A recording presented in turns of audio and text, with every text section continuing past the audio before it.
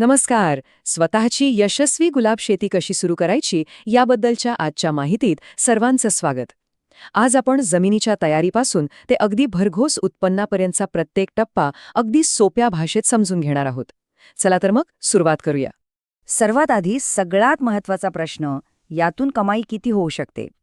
तर बघा, योग्य नियोजन केलं आणि बाजारभाव चांगला मिळाला तर एका एकर गुलाब शेतीतून वर्षाला 8 ते 9 लाख रुपयापर्यंतचं एकूण उत्पन्न मिळू शकतं.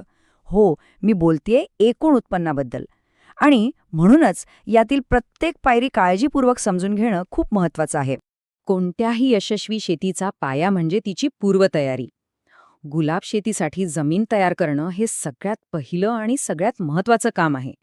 कारण पायाच जर कच्चा राहिला तर पुढचं सगळं गणित चुकतं, नाही का? तयारीच्या या 4 मुख्य पायऱ्या आहेत, अगदी सोप्या. सगळ्यात आधी जमिनीची खोल नांगरणी करून घ्या. मग साधारण 5 फूट अंतरावर उंच बेड तयार करा. बेड बनवतानाच त्यात शेणखत आणि गरजेनुसार रासायनिक खतांचा बेसल डोस भरून घ्यायचा. आणि हो, लागवडीच्या आधीच ड्रिप इरिगेशन सिस्टम बसवायची. यामुळे पाणी आणि खत थेट रोपांच्या मुळांपर्यंत पोहोचतं. बरं, जमीन तर तयार झाली. आता येतो पुढचा टप्पा, रोपांची लागवड. ही एक अशी प्रक्रिया आहे जिथे एक छोटीशी चूकसुद्धा नवीन रोपांच्या वाढीवर खूप मोठा परिणाम करू शकते. म्हणूनच लागवडीची योग्य पद्धत कोणती आहे हे समजून घेणं फार गरजेचं आहे. तर मग जरा विचार करा, लागवड करताना होणारी सगळ्यात मोठी आणि सामान्य चूक कोणती असू शकते? अशी एक चूक ज्यामुळे रोपाला अक्षरशः शॉक बसतो आणि त्याची वाढ काही काळासाठी थांबून जाते. हीच आहे ती चूक. इथे बघा, अगदी स्पष्ट दिसतंय. बरेच जण काय करतात की कलमाचा जो डोळा असतो तो जमिनीच्या वर ठेवतात. यामुळे होतं काय की रोप वाऱ्याने हलतं आणि त्याला शॉक बसतो. यावर उपाय काय? तर योग्य पद्धत म्हणजे कलमाचा डोळा जमिनीच्या बरोबरीने पुरायचा. बस, यामुळे रोपाला चांगला आधार मिळतो आणि ते स्थिर राहतं. आता लागवड करताना हे काही आकडे लक्षात ठेवायचे आहेत. 2 बेडमध्ये 5 फूट आणि 2 रोपांमध्ये 1.25 फूट अंतर ठेवावं. लागवड झिगझॅग पद्धतीने केली तर झाडांना वाढायला भरपूर जागा मिळते. आणि एक महत्त्वाची गोष्ट, प्रत्येक बेडवर 2 ड्रिपच्या लाईन्स टाका. यामुळे पाणी सगळीकडे अगदी सारखं पोहोचतं. एकदा लागवड झाली की पहिले काही महिने खूप नाजूक असतात. म्हणजे जणू काही लहान बाळाला सांभाळण्यासारखं आहे. या काळात रोपांची विशेष काळजी घ्यावी लागते, विशेषतः जर हवामान खराब असेल तर. पण काळजी नका करू, एका ठरलेल्या योजनेनुसार काम केलं तर हे सगळं खूप सोपं होऊन जातं.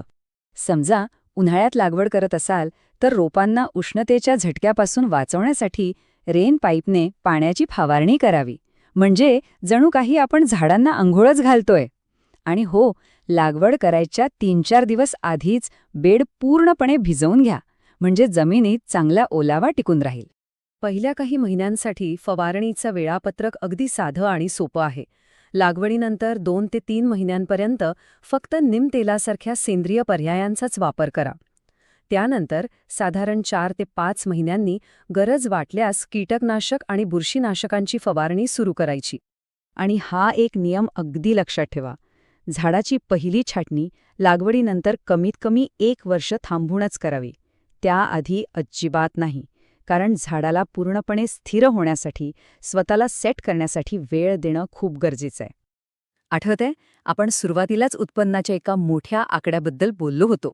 चला, आता या शेवटच्या भागात आपण गुंतवणूक, उत्पादन आणि निव्वळ नफा याचं विश्लेषण करूया. म्हणजे हे आर्थिक गणित अधिक स्पष्ट होईल. तर बघा, एका एकर गुलाब शेतीसाठी रोपं, ड्रिप सिस्टीम, खतं आणि मजुरी हे सगळं धरून सुरुवातीचा खर्च साधारणपणे 80,000 रुपयांच्या आसपास येतो. ही झाली एक वेळची मुख्य गुंतवणूक. आता जर सगळं व्यवस्थापन आणि निगा व्यवस्थित राखली तर एका एकरातून वर्षाला सरासरी 70 क्विंटल फुलांचं उत्पादन अगदी सहज मिळू शकतं.